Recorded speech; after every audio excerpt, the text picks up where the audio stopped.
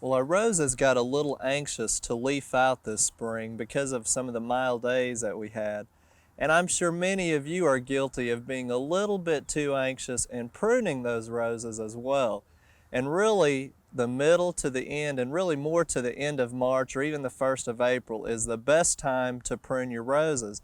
Because if you prune them back, you'll actually stimulate more growth that can be more cold susceptible. So you want to be sure and not get in too big of a hurry.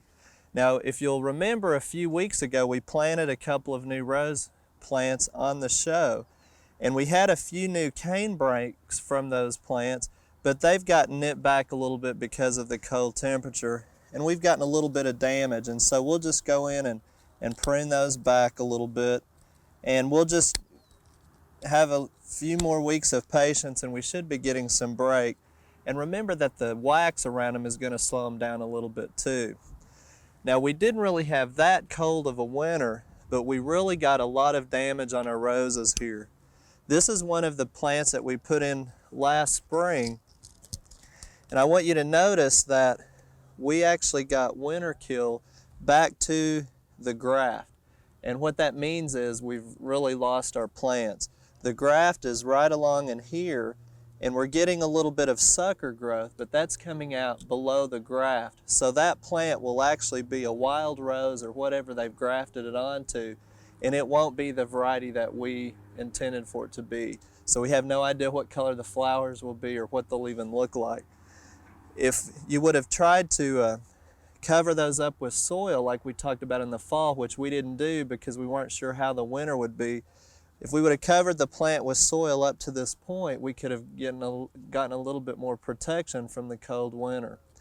So again, we've lost about 6 of our rose plants just because of improper care. And really, the nutrition and the care that we gave them last year was really lacking too. So they went into the winter time starved with a lot of disease problems. And that has a lot to do with the success of how you pull them through the winter. But again, now is the time to prune them and inspect your roses and see where those suckers are coming out and see if you've gotten any damage.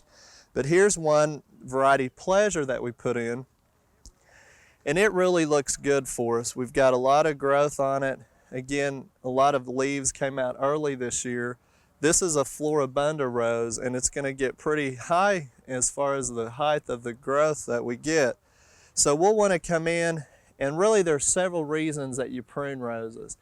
One is to prune and get out any dead, diseased wood. The second reason would be to open it up for air circulation. And the third point would be trying to get as many flowers and flower sizes as we possibly can. Now again, we'll come in and we'll try to lower the height of this one a little bit. But the first thing that we're going to do is look in the center and see where we can prune out some of the areas to try to get a little bit of growth in the center and open it up some. And the first thing I've done is just cut out quite a bit of the center, and again, it's pretty much dead, and it opens it up quite a bit for air circulation. And you can look and really accomplish quite a bit by doing that. The other thing is, when you're pruning on the outside, make sure that you look at the direction the leaves or the buds are growing. If we want to continue to open it up and we make a pruning cut right there, we've actually caused it to grow back into the center. So we'll go down a little bit lower and find one that's growing out, and that's where we'll make that cut. Also, you want to make the pruning cut at an angle right above that leaf bud or leaf axil, and that way the water won't stand on it and you won't get any rotting. And then again, you see we've got some winter damage here. So there are a lot of those things that we can prune out. But again, we're going to lower this one back quite a bit. And this is kind of what we're talking about when we're going to cut it back, so we can keep it under control and not let it get away from us. As we do that, we'll get a lot of sucker growth under here as well. Now on this side, we've got our Maitland roses, and they all made it through the winter quite fine. We've got 3 different ones here in front. We have a lot of vining growth on these. These are more of a shrub type rose. And the one in the center we've already pruned up to give you an idea how we want to keep it under control. The one over here, if you'll notice, we've got a lot of long vining branches, and we want to cut those back because they'll put a lot of new growth on during the summer. And we've really cut quite a bit off of this one. And again, we just want to watch the angle where that leaf is growing so we don't cause it to grow in a path or back into the plant where it will be in the way or obstruct the view. The last thing I want to show you is while you're pruning your roses, remember that they really are high maintenance, and you'll have to do some summer pruning as well to keep the growth from competing and get more flowers and cut out those flowers as they're growing and dying.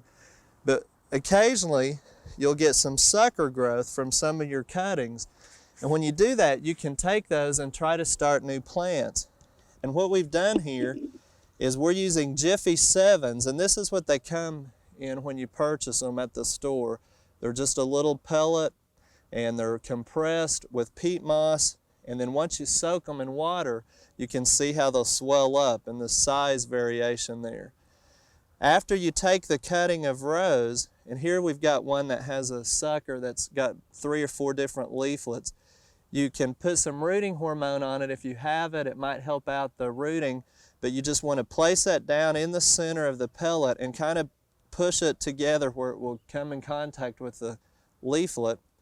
And then you can do one of two things. We've still got a little bit of room left in our coal frame, so we're just going to bury those down in the sand, and then we'll have the humidity from the coal frame. Now, if you don't have a coal frame, just find an empty jar in your house and then just put that over the top, and you can place that cutting down in sand even to help hold the moisture, and just put the lid on it. And once you start getting new growth, then it'll be time to transplant it into a container into your garden. So these are some things that you can do with your roses this time of year. Remember, it's time to prune them. We'll keep you in touch as the summer goes on how you should be doing some of the summer pruning as well. We hope you've enjoyed this classic from the Oklahoma Gardening Vault. Remember, even though these tips and techniques are timeless, there's always something new to learn in the world of gardening. By subscribing to both Oklahoma Gardening and OK Gardening Classics, you'll have access to a wealth of gardening knowledge, both classic and contemporary.